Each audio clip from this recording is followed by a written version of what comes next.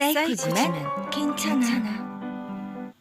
그쪽 대표한테 가서 전해. 참 여러모로 수고가 많다고.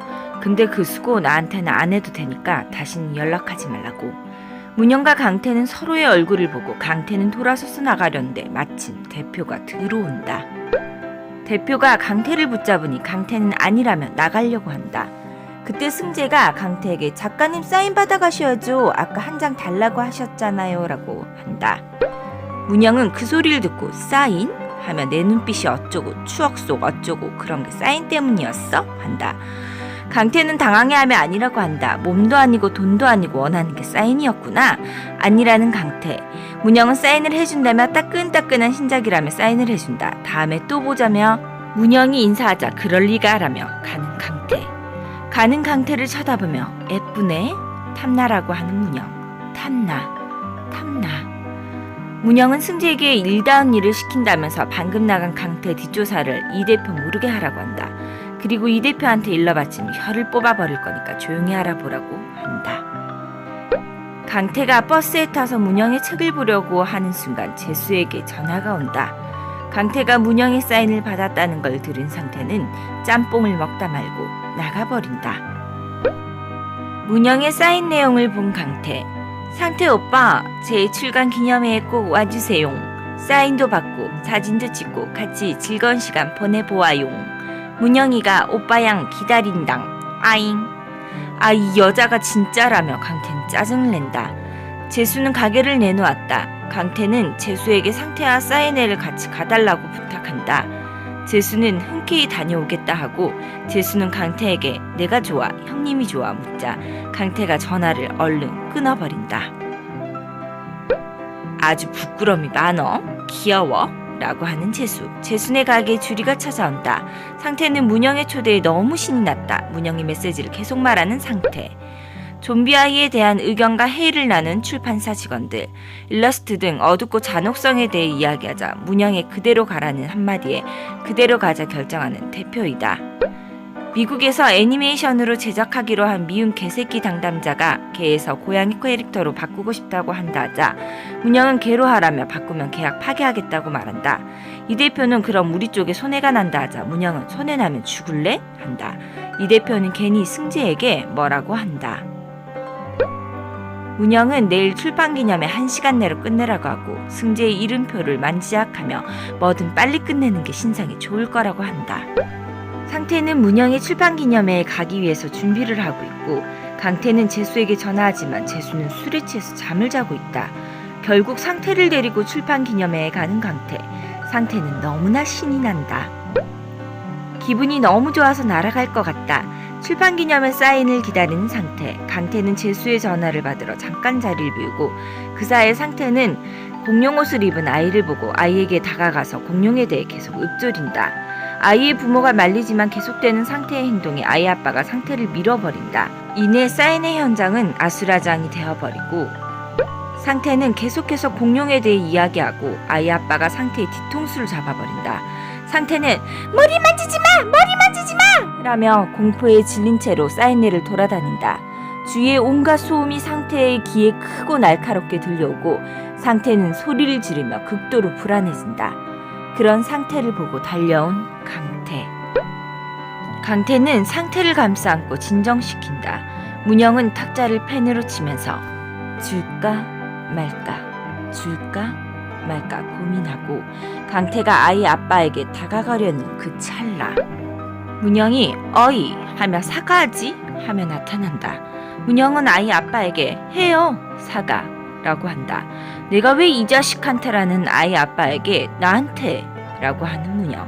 아저씨 때문에 지금 내 사인회가 엉망이 되었다고 하자 아이 아빠가 상태에게 뭐라 하며 다가가자 문영은 아이 아빠의 머리끄댕이를 잡으며 이렇게 머리끄댕이를 잡는데 소리를 안 지를 사람이 있냐 한다. 봐 당신도 지르네.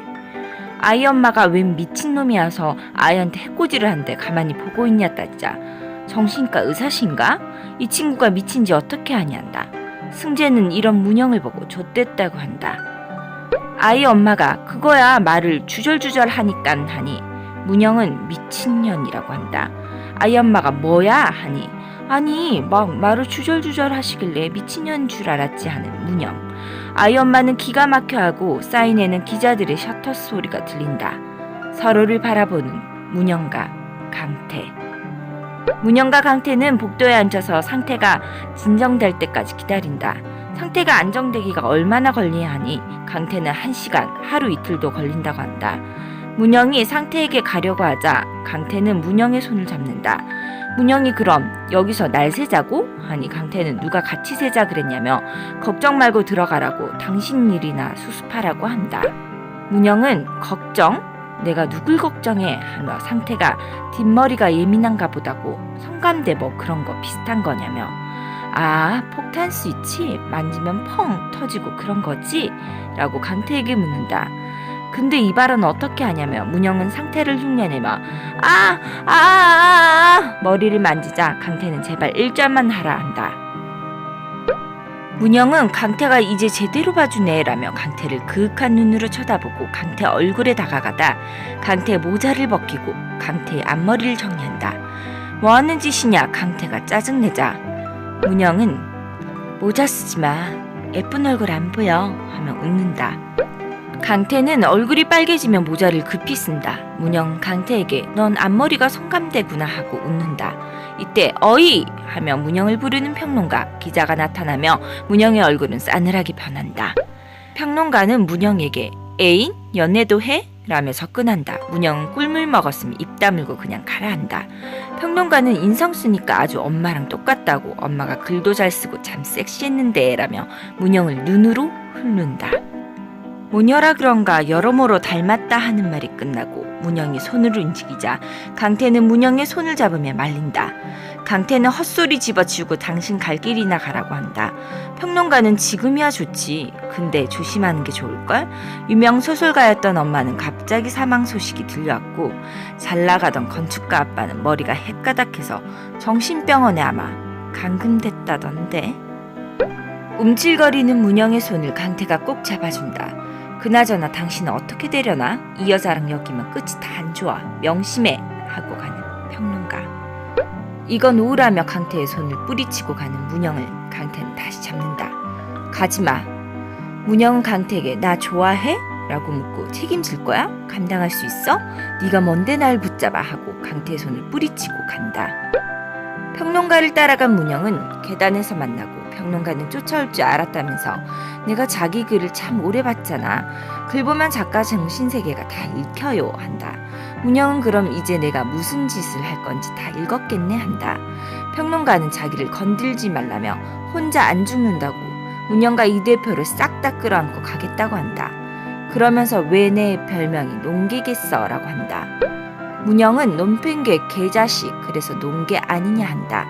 평론가는 본인이 펜 만들면 이 바닥에서 매장이라며 동심이 뭔지도 모르는 안티소셜 인격장애자가 아동문항을 쓰자며 문영을 협박한다.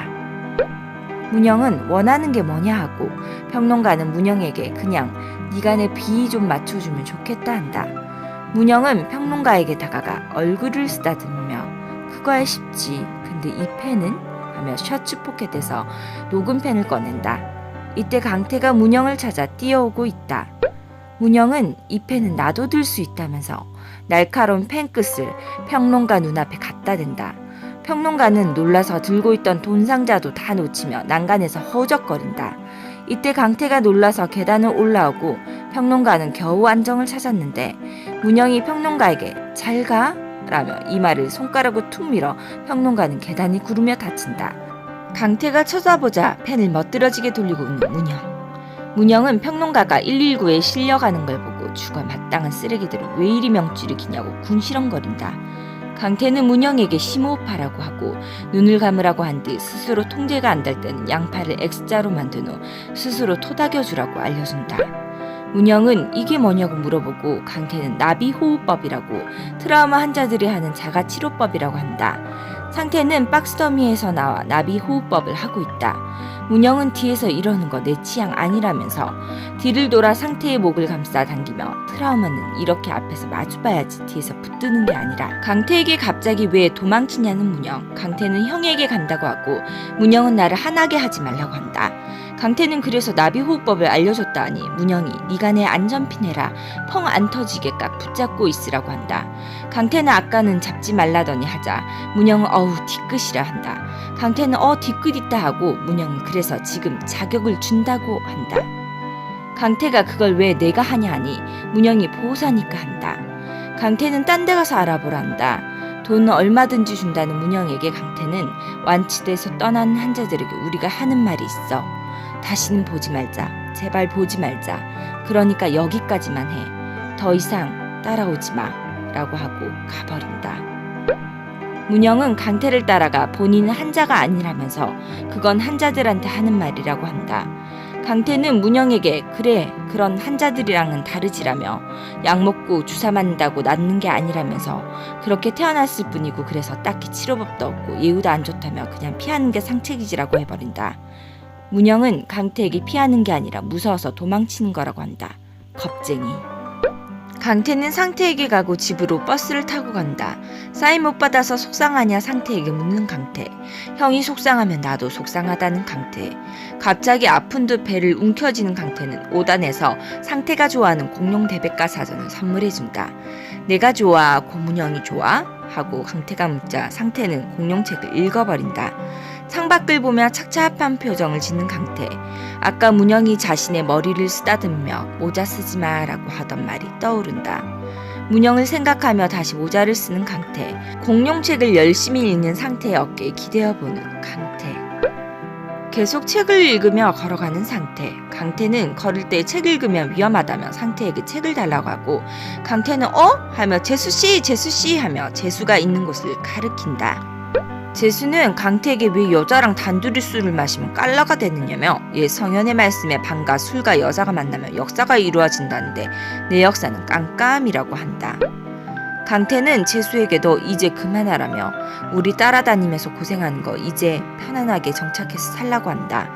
재수는 내 인생이라면서 가던 서던 내가 알아서 한다고 하며 뭔 일 있었냐. 고문영 그 사이코가 또 뭔 짓 했냐 묻는다. 강태는 아니라고 한다. 재수는 강태의 표정을 보고 맞네 맞아 하며 네가 아니라는 소리는 아닌 게 아니라는 소리라면서 묻는다. 강태는 도망치는 거 형 때문이라 생각했다면서 나비건 먹은 형체도 없는 것에 쫓겨다니면서 이게 다 형 때문이라고. 근데 오늘 처음 이런 생각이 들더라며. 실은 내가 도망치고 싶어서 우리 형 등 떠밀고 다니는 거 아닌가? 원래 사는 게 죽을 만큼 힘들면 도망이 제일 편하거든이라며 피식웃는 강태다. 그런 강태의 등을 툭 치며 위로해주는 재수. 강태와 상태는 짐을 싸고 있다. 강태는 상태에게 우리 어렸을 때 살던 곳 기억나냐면서 엄마랑 같이 살던 곳이라자 상태는 청진시라 한다. 강태는 상태에게 우리 거기 가서 살까 한다. 형이 싫다 하면 가지 않겠다 하자 상태는 좋다고 한다. 거기 시장 중국집 짬뽕이 참 맛있다고 한다. 강태는 우리 형 참 용감하다며 난 아직 겁쟁이라고 하니 상태는 동생이라 그런다며 형만 믿으라고 한다. 고문영 작가의 출판 사인의 폭언 폭행 영상이 뉴스에 나오고 출판사 사람들은 골치가 아프다. CCTV는 다 수거되었지만 맘카페에 올라온 영상으로 수습이 안 되었다. 이 사건으로 인해서 고문영 작가의 이전 역기 행각의 영상까지 뉴스에 나돈다. 10세 아이들에게 씹새라고 하는 문영. 아동문학계 노벨상에서도 문영을 퇴출하라는 뉴스까지 보게 된다. 엎친 데 덮친 격 이번 신작 좀비 아이도 사파가 잔인하다며 시민단체에서 판매 금지 가처분까지 했다고 한다. 대표는 고문영 어디 있냐고 소리친다. 그 시각 문영은 빨간 구두를 신고 비가 내리는 괜찮은 병원을 찾아간다. 소녀는 엄숙하고 경건한 장소에서도 굳이 그 빨간 구두를 신고 가지. 우산 사이로 웃는 문영의 얼굴이 보인다. 그 빨간 구두를 신으면 발이 저절로 춤을 추지. 영원히 춤을 멈출 수도 구두를 다시 벗을 수도 없게 돼. 그런데도 소녀는 빨간 구두를 절대 포기하지 않아. 결국 사형 집행인이 나서서 소녀의 두 발을 잘라냈지만 잘려나간 두 발은 빨간 구두를 신은 채 계속해서 춤을 췄어. 억지로 갈라놓아도 절대 털어줄 수 없는 게 있어. 근무 중인 강태, 이에 저 복도 끝에서 걸어오는 문영. 집착은 그래서 아름답고 숭고한 거야. 12시 다가오는 문영. 나 이제야 빨간 구두를 찾았어. 강태 앞에 선 문영. 당신 여길 왜? 왜긴 보고 싶어서 왔지.